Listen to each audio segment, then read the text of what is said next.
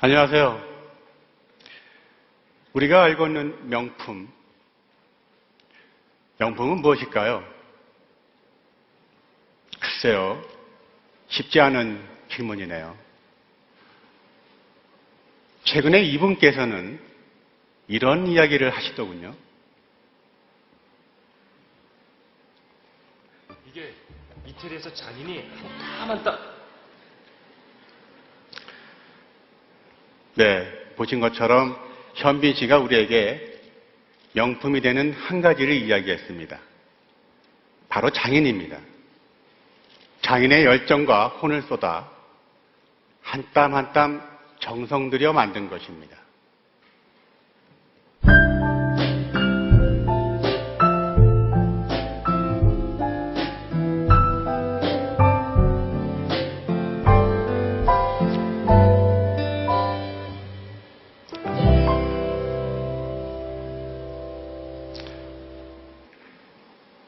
방금 보셨던 시계는 우리가 이리 익히 들어 알고 있는 스위스의 명품 시계들입니다. 하지만 이 시계들은 좀 더 특별합니다. 스위스의 시계장인들 중에서도 최고의 장인으로 통하는 캐비노티에가 만든 시계이기 때문입니다. 스위스 최고의 시계장인들이 만든 이 시계는 모든 부품들이 수작업으로 만들어지기 때문에 1년에 단 몇 개의 시계만 만듭니다. 그들에게 시계는 제품이 아니라 작품인 것입니다. 그렇다면 시계를 넘어 기술을 넘어 예술의 경지에 오른 스위스 장인들이 만든 이 시계의 가격은 과연 얼마일까요?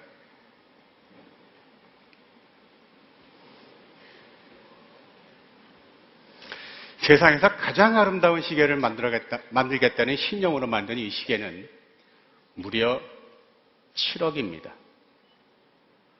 그런데 신기한 사실은 이 시계를 얻기 위해서 몇 년을 기다리는 바이어들이 줄을 섰다는 것입니다. 스위스 독립시계 제작자로 일컬어지는 캐비노티에는 캐비닛과 같은 좁은 공간에서 수작업으로 시계 만드는 일에만 몰두한다고 해서 붙여진 이름입니다. 그렇다면 명품은 수작업으로 만들어진다라고 정의할 수 있을까요? 이걸로는 부족합니다. 애플 아이폰, 삼성 반도체, LG 디스플레이, 우리 모두가 인지하고 있는 산업계의 신기술들입니다. 이 최고의 신기술들이 가진 공통점은 무엇일까요? 이 옷은 그들이 생각하는 그 옷이 아니야. 이태리에서 40년 동안 트레이닝복만 만든 장인이 까만단 말이야. 우리는 그 답을 방금 보신 현빈 씨가 한 말에서 찾을 수 있습니다. 이 옷은 이탈리아에서 40년 동안 트레이닝복만 만든 장인, 40년 동안 트레이닝복만 만든 장인. 여러분, 감이 오시나요? 네, 그렇습니다. 명품은 역사가 깃들어 있습니다. 그렇다면 현빈 씨가 이야기했던 이탈리아에서 그 증거를 찾아볼까요?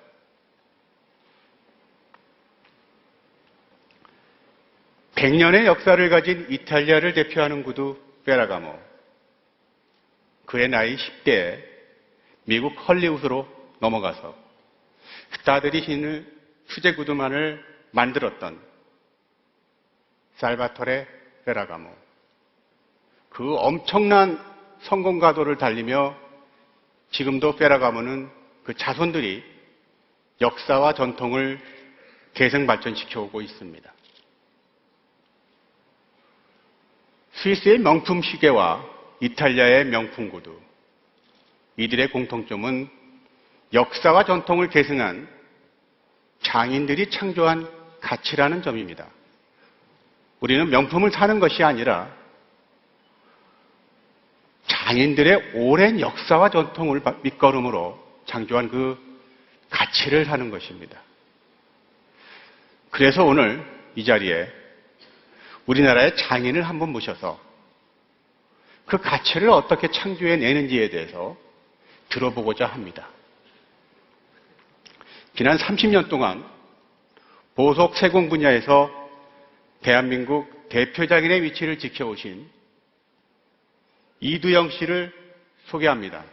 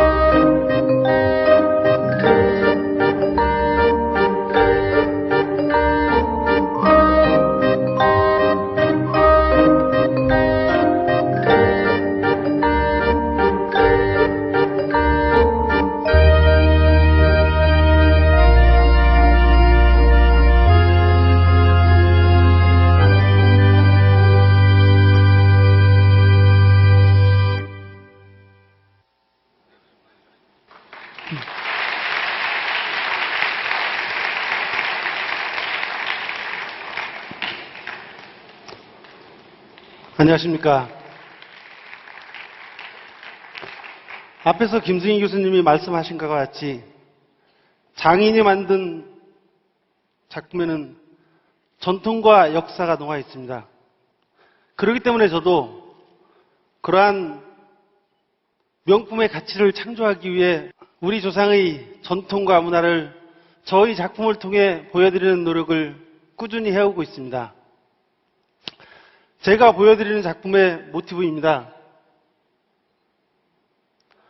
한국 전통 건축장식 중 가장 화려한 팔짝지붕입니다. 이 팔짝지붕의 화려한 아름다운 멋을 보고 있노라면 우리 조상들의 경이로운 건축 기술이 느껴집니다. 그렇기 때문에 저는 우리 조상의 건축 양식을 저희 작품의 모티브로 삼았습니다. 이렇게 아름다운 건축 양식이 기금속으로 어떻게 표현이 됐을까요? 우리 조상의 건축 양식 중 가장 화려한 팔짝지붕으로 한국의 멋을 표현한 작품입니다. 어떻습니까? 앞에서 보신 팔짝지붕의 멋이 느껴지지 않습니까? 지금 제가 착용한 이 브로치도 한국의 멋을 찬 것입니다. 남자가 착용해도 멋있죠? 감사합니다. 다음 작품의 모티브입니다. 탐욕을 버리고 진리의 깨우침을 전하는 사찰입니다. 이 수려한 사찰은 과연 어떻게 표현했을까요? 사찰을 이루는 단청과 기와를 유인수로 표현하여 고행을 통해 얻어가는 깨달음을 표현했습니다. 어떻습니까? 수려한 사찰의 운치가 느껴지지 않습니까?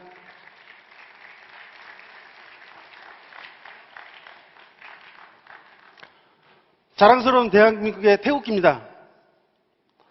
36년간 일제강점기를 맞으면서도 우리 주권 독립을 위해 온 국민이 하나로 뭉칠 수 있었던 구심점이 된 태극기. 이 태극기를 모티브로 한국인의 기상을 표현하였습니다.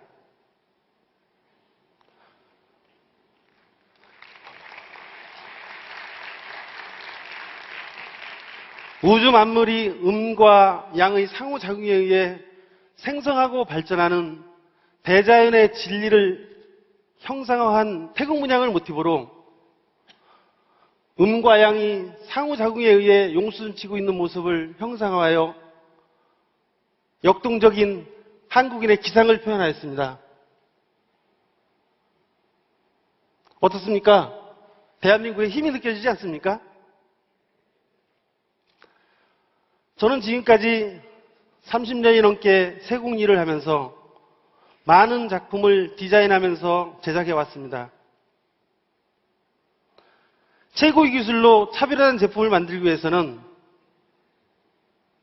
미학적으로 최적화된 디자인도 중요하지만 주어진 디자인을 최적화된 미적 감각으로 표현하는 기술 또한 필요합니다.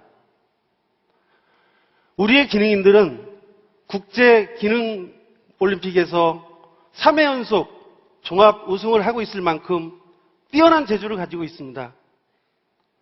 이렇게 좋은 인재를 가지고 있으면서도 우리에게는 세계적인 명품 브랜드 하나 없는 것은 정말 안타까운 일입니다.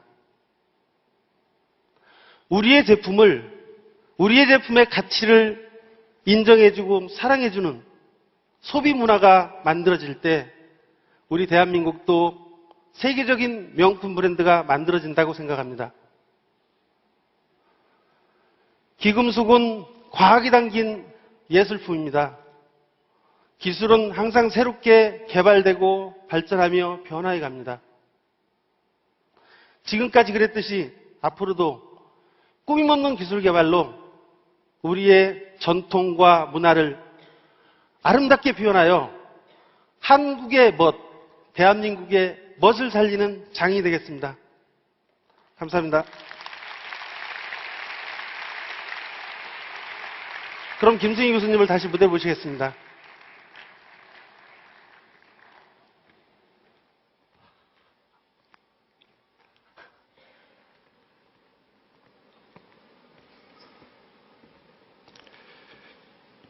이두영 대표와 장인들의 열정과 정신이 창조해낸 가치에 비하면 7억 비싸지 않다고 생각합니다. 진정한 명품은 가치를 창조하는 것이기 때문입니다. 혹시 여러분들 중에 명품이 고가라고 모조품을 애용하시는 분이 계십니까? 안 계시겠죠? 자기들이 창조한 가치를 인정해주지 않는 나라가 과연 명품을 만들 수 있을까요? 지금 보시는 그래프는 몇몇 국가별 모조품 구매율을 보여주는 단적인 예가 되겠습니다.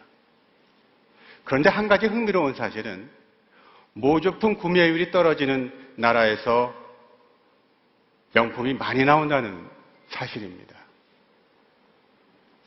명품으로 유명한 나라 이탈리아, 그곳에서도 모조품을 판매하는 상인은 있습니다. 하지만 이탈리아 사람들은 모조품보다 명품의 가치를 인정하고 향유할 줄 알고 있습니다. 정부, 기업, 그리고 국민 모두가 명품의 가치를 사랑하고 보존하고자 노력합니다. 그렇기 때문에 이탈리아의 명품은 전 세계의 명품으로 인정받고 있는 것입니다.